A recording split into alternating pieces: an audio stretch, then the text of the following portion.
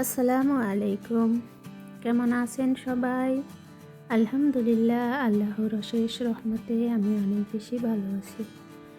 কাছের ও দূরে, দেশ ও দেশের বাহিরের যে যেখান থেকে আমার আজকের ভিডিওটি দেখছেন, আশা করছি অনেক বেশি ভালো আছেন, সুস্থ আছেন এবং নিরাপদে আছেন।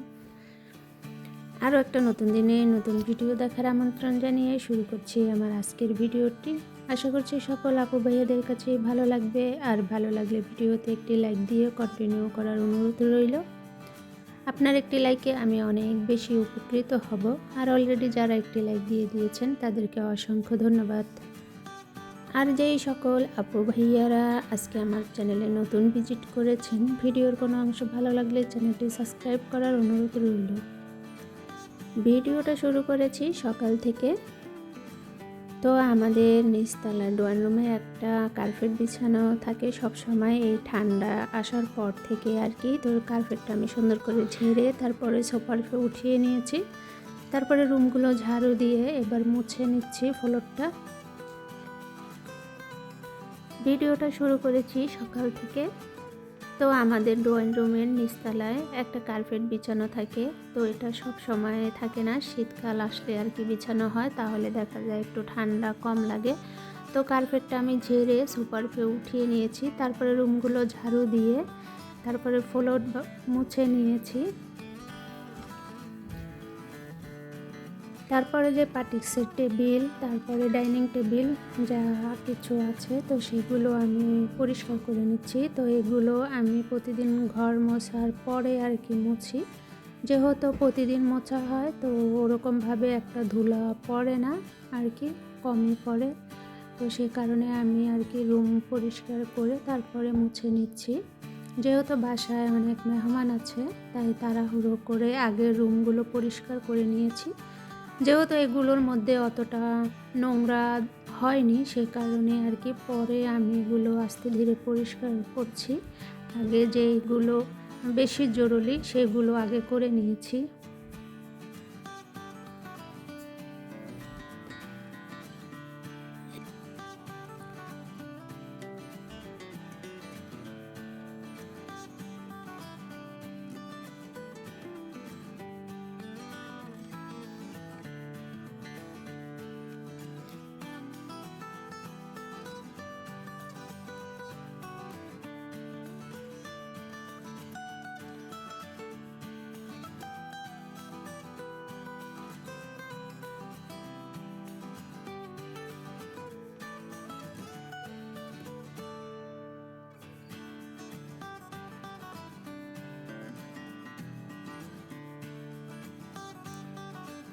সবগুলো আমি পরিষ্কার করে তারপরে আমরা নাস্তা করব 4 জন মিলে। তো সে কারণে আর কি নাস্তা রেডি করে নিচ্ছি।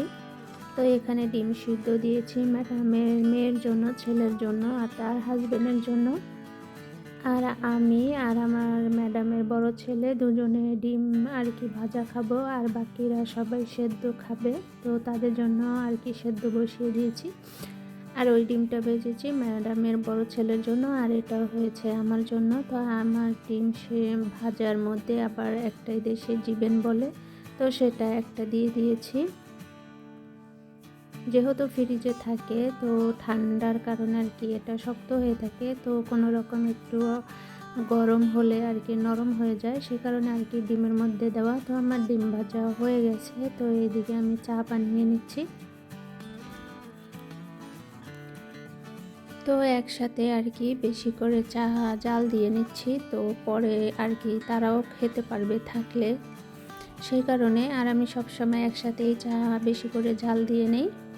তারপরে এইদিকে রুটি গরম করে নিচ্ছি। রুটি গরম করার ওভেন আছে, কিন্তু ওই জায়গায় রুটি গরম করলে খুব তাড়াতাড়ি রুটি শক্ত হয়ে যায়, সেই কারণে আমি চুলাতেই গরম করি। চুলাতে গরম করলে অনেক সময় আর কি একটু গরম থাকে। তো এইদিকে আমি 3টা রুটি গরম করেছি। আমি 2টো খাবো, ম্যাডামের বড় ছেলে আর কি একটা খাবে। তো এবার ওদেরকে আমি নাস্তা দিয়ে নিজে নাস্তা করে নেব।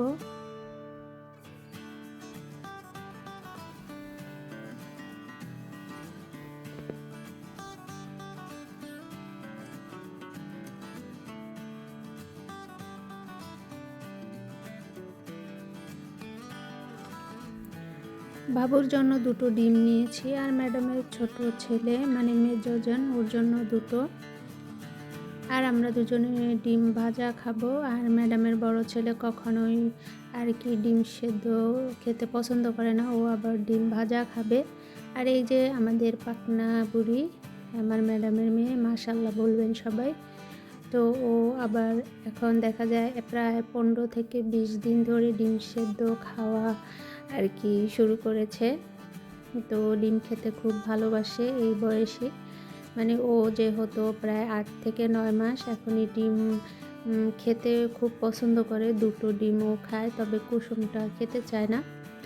তো যাই হোক, তারপরে যে আমার কফিলকে নাস্তা রেডি করে দিচ্ছি আমরা খাওয়া শেষ করে। তো তাকে দিয়েছি আমি আদা দিয়ে দুধ গরম করে, আর দিয়েছি দুটো ডিম সিদ্ধ, চা, পানি। আর এই যে পাউরুটি, এটাকে আরবি ভাষায় টোস্ট বলে, তো টোস্ট আর কি গরম করে দিয়েছি।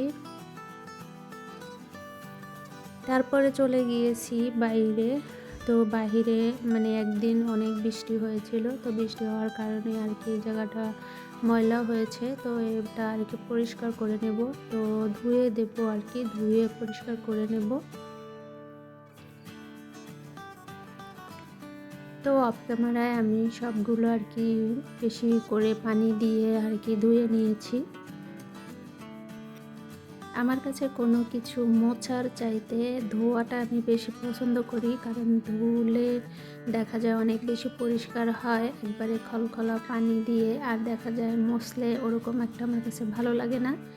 তো যাই হোক, তারপরে আমি বাহিরটা পরিষ্কার করে তারপরে রান্না করতে এসেছি। তো আজকে রান্না করব আলু, বেগুন, তারপরে টমেটো, তারপরে কুসা দিয়ে আর কি ওভেনে আর কি মুরগিটা রান্না করব, আর সাদা ভাত রান্না করব। তো মুরগিটা আমি মাছ বরাবর আর কি কেটে, তারপরে যে কাঁটা চামচ আছে সেটা দিয়ে সুন্দর করে ভিতরে আমি আর কি কাঁটা চামচ দিয়ে কেচে কেচে নিয়েছি, তাহলে দেখা যায় ভেতরে মশলা ঢুকবে, খেতে ভালো লাগবে। তো এদিকে আমি দিয়েছি টমেটো কেচাপ, তারপরে এই দেশে মুরগির একটা মানে সালসা বলে, সেটা ওই যে কালো কালারের, সেটা দিয়েছি। তারপরে দিয়েছি লবণ, লেবুর রস, তারপরে এদিকে জিরার গুঁড়ো, তারপর ধনিয়ার গুঁড়ো, তারপরে এই দেশের একটা মশলা আছে যেটার মধ্যে সব আইটেমের মশলা থাকে, সেখান থেকে কিছুটা দিয়েছি। তারপরে ভালো করে ম্যারিনেট করে রেখে দেব কিছুক্ষণ ভিতরে, তাহলে লবণটা আর কি ভালোভাবে ঢুকবে। ভিডিওতে ভয়েস দিতে খুব বেশি বিরক্ত লাগে, কেন জানি না, আল্লাহ মাবুদে জানে। ভিডিওতে ভয়েস দিতে আসলে কথা ভুলে যাই প্রথমত, দ্বিতীয়ত যে আমার প্রচণ্ড ঘুম পায়, তৃতীয়ত আমার কাছে অনেক বেশি হরণ লাগে, মানে তারপরে তো আছে কি বলবো সেটাই আর কি ভুলে যাই একেবারে। তো যাই হোক, এই যে দিয়ে সবজিগুলো আমি কেটে নিয়েছি, তো উপরে একটু লবণ দিয়েছি আর একটু মশলা দিয়েছি। তারপরে মুরগিটা দিয়ে দেব, আর মুরগি থেকে কিছুটা পানি বের হয়েছে, তো সেই পানিটা আমি দিয়ে দেব, তাহলে যে নিচের সবজিগুলো সেটা সিদ্ধ হয়ে যাবে।